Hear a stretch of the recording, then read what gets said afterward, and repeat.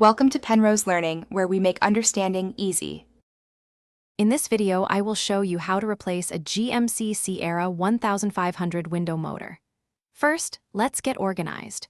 You'll need a few basic tools, including a trim removal tool, a flathead screwdriver, and 7 and 10 millimeter sockets. Safety is paramount, so always disconnect your vehicle's battery before starting any electrical work. Once that's done, we can begin by carefully removing the interior door panel to expose the window assembly. With the door panel off, you'll see a plastic moisture barrier. Carefully peel this back to expose the window regulator and motor assembly. Next, locate the electrical connector attached to the old window motor and unplug it. Then, using a 10 millimeter socket, remove the 3 or 4 bolts that secure the motor to the window regulator. Be ready to support the window glass, perhaps with painter's tape, to prevent it from falling. Now it's time to install your new window motor. Carefully position it onto the window regulator assembly and secure it using the original 3 or 4 10 millimeter bolts.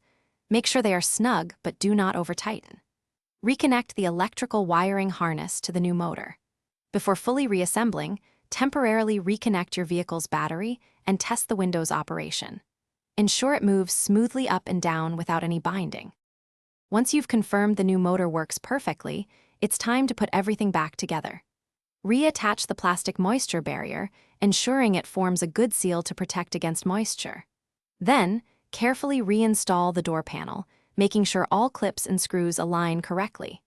Finally, reconnect your vehicle's battery and perform a comprehensive test of the window's operation.